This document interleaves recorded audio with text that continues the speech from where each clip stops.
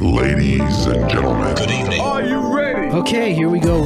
You're listening to the Deal Room Podcast. Join us as we bring you the inside scoop on business sales and acquisitions. Get across trends in the area and hear the industry's best recount their real-life tips, traps, and experiences. Now, here's your host, Joanna Oakey. Hi, it's Joanna Oakey here, and welcome back to the Deal Room Podcast, a podcast proudly brought to you by our commercial legal practice, Aspect Legal. Now, in this episode, I'm talking with Rod Hore, Managing Director of HHMC Global, all about the changing landscape of the recruitment industry and key strategies for business owners. With 25 years of experience working alongside executives in the staffing and recruitment sector, Rod's strategic guidance helps clients achieve their corporate and personal goals. Now, in this episode, Rod and I talk about the recruitment industry performance trends, COVID's positive impact on recruitment, understanding wealth creation in small businesses. We talk about earnouts versus equity retention, and we also look at market valuations. We also take a look at valuing and growing recruitment agencies and the complexity in business sale agreements. This is a two-part series, so today you have part one of our two-part series, and make sure you check your inbox, and if you haven't yet subscribed, go ahead and subscribe for part two later this month. Rod, welcome once again to the Deal Room Podcast. Oh, thanks so much, Joanna. Very welcome to be back. Love it. It's always so good to have you here, Rod. I love these discussions, which I feel like we keep having on an annual basis. And I think it's a fabulous rhythm. So there's so many things that I want to work through today. Some granular things, like I want to talk about working capital, because I feel like that's a concept that many business owners who are gearing up for sale don't quite understand, and don't quite understand when it might be appropriate for them to be dealing with a working capital concept with a bite, because not always relevant for all sales. I also just want to hear where the industry's up to, and then maybe we'll have a general discussion about exit strategies for small business owners. Like, so topical.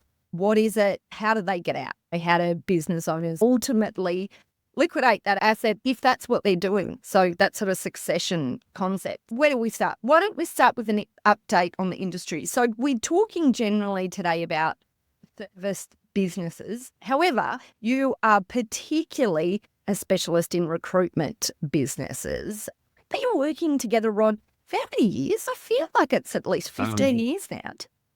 It is probably 15 years, yes. Yeah, amazing. It's just, and some fabulous businesses we've both worked on that in that time. But what I'd like you to talk about just right now, perhaps, is just step back a bit, the recruitment industry as a whole and M&A in the recruitment industry. What are you seeing at the moment in the recruitment industry as a whole and M&A in the recruitment industry?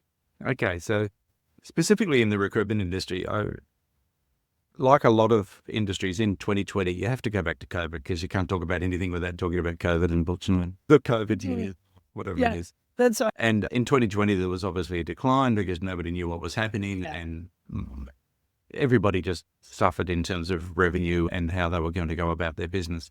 But that followed with a massive couple of years, like an extraordinary couple of years for the recruitment industry. It was feeding from the buffet is the term that I used. They were just... There was opportunities, and businesses were making a lot of permanent placements especially, and temporary contract followed a little bit on that as well. What's happened is that it's almost reverted to normal, but it's come down off such a high in terms of the way that businesses are performing that it looks like it's a great decline, but it's actually not. And today, or 2024, if you compare that to 2019, 2024 is actually operating at a higher level than 2019. It's just that in the middle we had these extraordinary periods. And so that's very hard for business owners to forget that period and actually just get back to doing the basics and doing the things they need to do. And all of this has impacted what's going on with M&A. There's actually another point as well. International buyers just about disappeared completely away from Australia. And I think the way that we treated some countries and the things that we did with our borders and that has had an impact, and they found opportunities in other places. And the international buyers in general haven't come back to Australia yet. There's a few exceptions to that. And so the sorts of deals that are happening, first of all, the volume is much lower, but it's amongst the privately owned Australian companies and tends to be at the smaller end. And so there's a lot of activity and a lot of desire to do things, but the number of deals that are getting done is quite small. And I think a lot of that is that the buyers are still reminiscing about the profits they made a couple of years ago. And the sellers are reminiscing about the profits they made a couple of years ago. And the buyers, of course, are not going to pay for that. They're going to pay for what they see as the economic conditions going forward. And so how those people align is actually a problem. And it's also a situation where a lot of people left the recruitment industry back at the beginning years of COVID. And so there's a lot of new people in the recruitment industry now. And so it's actually quite complex in terms of being a leader, because there's a lot of training. There's a lot of people who maybe don't have a lot of experience. And it's back to doing basics, as I mentioned before, which means all the hard work, business development and so on is required to get out there and make it happen. And what sort of discussions are you having with business owners at the moment who are thinking of the future, thinking of gearing up for succession, for exit, building this business? What am I going to do with it? How do I best realise the value out of this asset I'm building? What does that discussion look like right now? Yeah, but first of all, this sounds terrible when I say it, but I think there's a lot of good things came out of COVID in terms of how, in this case, the recruitment industry is performing. It's like a whole range of business leaders got a big education in a hell of a hurry. And so this is a generalisation, but there are so many more people who are treating their business really strategically. They're making decisions they wouldn't have made before. They're building leadership teams in a manner that they wouldn't have built them before. And so there's this explosion of good businesses in the industry, which I love. So the industry is very strong. And what that reverts to is people who are very committed to building a good business, to building great leadership teams, to inspiring those leadership teams to take it further. And that's impacting on, first of all, the wealth they're creating, but secondly, what they might do in 3 years, 5 years, and so on. And so there's more realistic and exciting strategic plans in place for recruitment agencies than there has been before. It's a very positive story. There is another side of it. Some people said, I can't do this again and I'm out.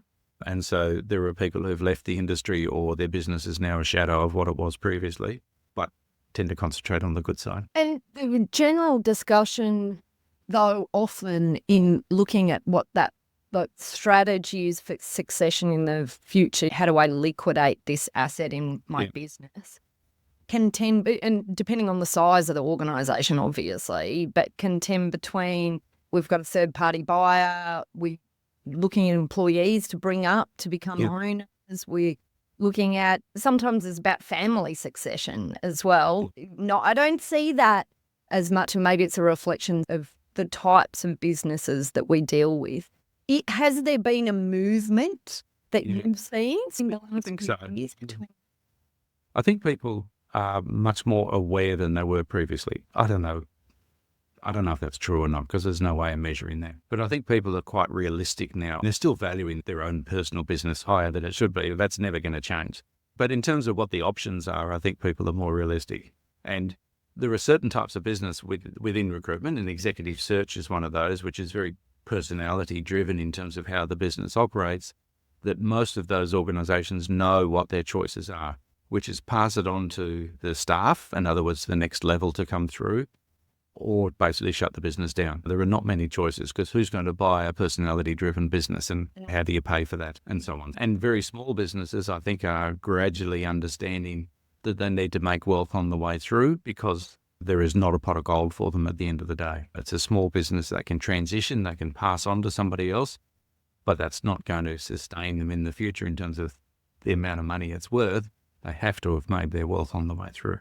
So all of those sorts of things seem to be much more realistic. In terms of employees becoming part of the business, that does seem to be increasing, although it is still, in my mind, it's a really big multi-year project to make that happen properly. And because there's an education component and so on. And there are lots of circumstances where it doesn't really work, but still a high risk strategy, I think. most people are looking to do some sort of an exit. There are quite a few in the recruitment industry, second-generation businesses, and now just recently there's been one publicised, which is a third-generation business. That is really rare. Mostly it's people who come in, run the business for a good period of time, but then pass it on to a completely new set of owners. Yeah. Actually, one thing that I'm seeing a bit more of now than I had in the past is a slight uptick is sellers holding on to a bit of equity in the sale. It more is buyer driven, actually. Buyers requiring that sellers stay in with a bit of equity. There has always been a portion of the M&A market where that's been part of the deal, but I just feel like that's a little bit more happening a bit more at the moment, which I think is like an interesting comment on the market as a whole. But I think that's part of the risk conversation, which is probably more in the open than it used to be, because there are a lot of people who are saying, I don't want to manage this anymore, but I'm not necessarily going to retire. So what do you do with that person if you can work out some sort of a business plan? Maybe they're running a remote office or something like that they can actually stay within the organisation, but have take the risk and the responsibility removed from them, and they can get back to doing what they enjoy, which is running a small team and executing the activities. Then equity becomes part of the process. There's more and more people also not doing the 100% transaction up front, but maybe as an earnout progresses, paying that's also related to share transfer as well. I think that's complication for not much benefit, but there's all of those variations out there. It's an interesting discussion point, because one of the sort of classic problems with using earnouts to keep a founder in the business for a particular period of time is we all know once someone's run a business on their own, a period of time, we call them almost unemployable. And we know the reality they get in. If it's part of this sort of earnout driving them, it's almost like they're with everyone, but with many people who were owner-founders, they get into this situation where they're now having to report to someone. They're not choosing the path anymore. The buyer's choosing the path and they're just marching it. They tick down the seconds until the earnout triggers, and then they're out the door, if they can even make it to the end. But I do sometimes wonder, in these deals where we flip that and make it less earnout driven and more seller retains some equity in the business but is relieved of some of those bits that are causing them the pain that come from the ownership and management higher elements, that it's just like sometimes even just that change of their own thought process of being in the business from I've got to be here until this second to earn the end of the earnout versus I've still got skin in the game. This is still my baby, but I'm relieved now of some of the responsibility. Like I personally feel that can have a difference on the mindset and therefore the experience of both the buyer and seller in those situations. Do you have any thoughts on that? Yeah, look, I do. And it's really complicated because you want to drive the project towards an outcome, right? So in some ways you don't want to get too philosophical on the way through. And that's why good points, That's why people take things that are proven or standard as much as there are any standards around. But in a perfect world, you would have a great understanding of what the business requirements are and what the business requirements are for the transition. And that's what an earnout's all about, is to facilitate the transition. But you would also take into account the personalities and what's driving the individuals, and you would sort something out appropriate. So it may not be financially driven. It may be a transfer of relationships with clients and things like that. So whatever drives the people is what should be in the transition plan. But it doesn't always get there, and it's complex, and you're quite often dealing with one side that might be very fixed in its views and another side that is approaching this for the first time. And getting that all sorted out it takes too much time. It's really complicated. And so that's why I think people tend to say, this is how a transition works, rather than thinking it through or taking the time to explore and overcome. Yeah.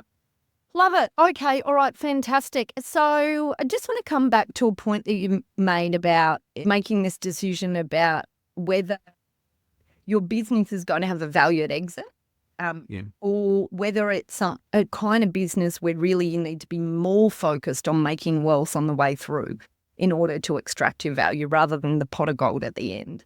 Can you give us some indicators, and service businesses, particularly the recruitment industry, how does a business owner assess where they are in that sort of in that spectrum? Yeah, look, the brutal truth comes down by getting an external valuation of their business. So, look, and we do a lot of those. Understanding, have you got a saleable asset right now? But also, this is not dissing on the accountants, but I'm not talking about an accounting type of valuation. I'm talking about this is how an external party will see your business. So it's a review and an assessment of your business as though you're on the market. And that sort of market valuation, I think, is extremely valuable to people because it's sometimes the first time that somebody's put a mirror up to them and saying, this is how the world views your business. I find that valuable. And because it's really hard to have a theoretical conversation about a business where, and I'll use a few little trite lines if I can, the value of the business is the risk associated with earning the future profits. Now, you can say that quickly, but what does that really mean? And so you're looking at revenue streams and you're looking at how much of that revenue is forecastable or predictable and all of those sorts of things. And until you dive into that and do it in detail, the business owner tends to not understand. The other side of that, second point of that, is that in terms of leadership structures, where do the business relationships sit and so on? So the smaller the business, the more it sits with the owner. Very hard for the owner to understand that until somebody puts it down in black and white and describes why your business is not worth much. Or it could be on the positive side and say, hey, your business is going to be viewed really positively. So that happens as well. And it seems that most of my conversations now, when I'm first meeting people, is in this area of saying, this is where you sit in the character in terms of these characteristics of your business. And that means that you've got these choices and you've got this value. And you need to make some conscious decisions about what you're going to do.